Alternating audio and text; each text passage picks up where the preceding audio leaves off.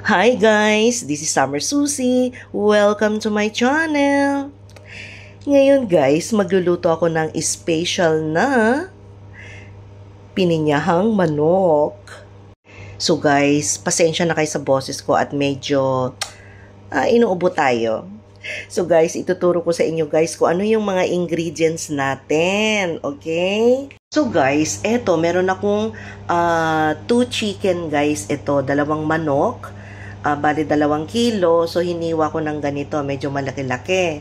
Tapos guys, binabad ko na ito guys kanina ng paminta, asin, at saka lemon para wala siyang lansa. Tapos guys, eto, meron din ako ditong piniritong anong tawag nito? Carrots at saka patatas. So, nakalagay dyan sa baba, guys, kung napinirito ko talaga siya. And then, guys, maglalagay ako nitong ating, anong tawag nito? Green grass. Tapos, itong ating onion, garlic, at saka ginger. At saka, guys, may hiniwa rin ako ditong bell pepper.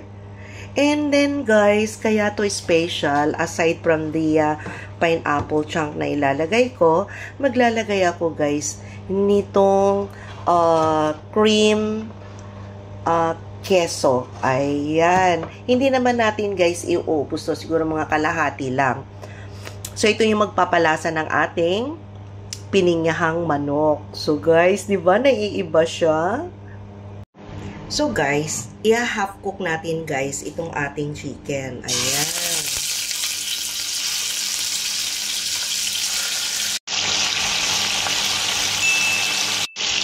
Guys, check natin. Ayan. O, ganito lang guys. Half cook lang siya. Ayan. Ayan siya guys. Half cook lang. Tapos, ganito yung gagawin natin guys sa mga natira pa natin chicken. Ito. Ayan. So guys, check natin. Pwede na to guys. Ayan. So guys, eto na yung last batch. Ayan. Half cook lang siya guys. So guys, ayan, binawasan ko siya ng oil guys, tapos ito na siya.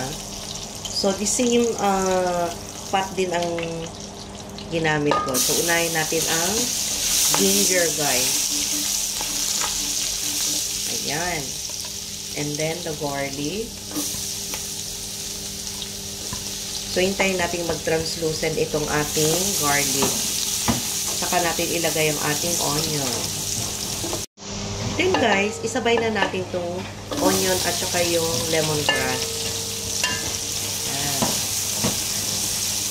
Ginisa ko na rin itong lemongrass guys para magkaroon ng aroma yung ating oil.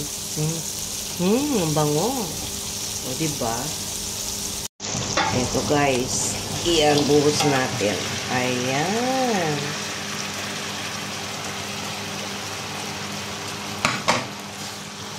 Then, haluin. Then, guys, ihalo ko na to guys, itong lahat ng pineapple. Ayan.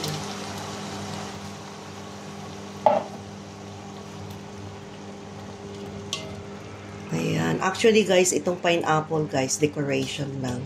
Ang kailangan lang natin dito is yung sauce. Yung kanyang juice.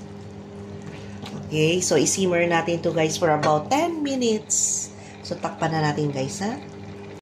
So, guys, check natin. Ayan. Actually, guys, madali na lang itong maluto. Kasi, hinhalf cook na natin ang ating chicken. Kaya lang, gusto kong mag-concentrate yung pineapple juice dito sa ating chicken, guys. And then, guys, maglalagay nga pala ako ng sili. Ayan, red chili. Para may konting kagat. Guys, magdadagdag ako ng half cup of water. Ayan. Para may konting sabaw, guys. Then, guys, maglalagay tayo ng patis. 2 kutsara, guys.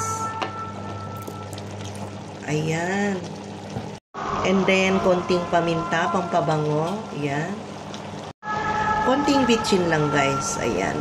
MSG. Oh. Maglalagay din ako, guys, dito ng vinegar.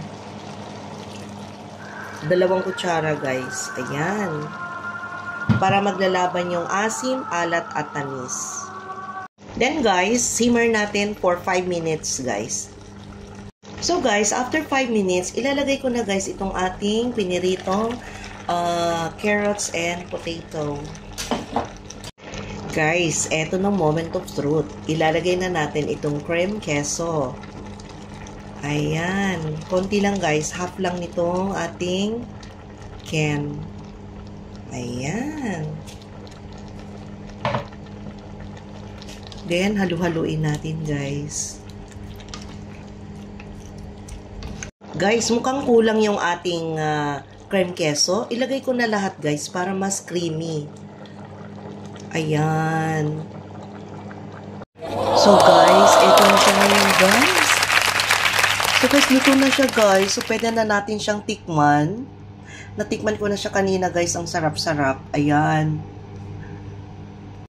So, guys, gayahin na tong aking recipe, guys, which is chicken in pineapple and cream queso. Diba? So, guys, don't forget to like, share, and subscribe my YouTube channel, Summer Susie. Bye, guys. See you in my next vlog. Bye!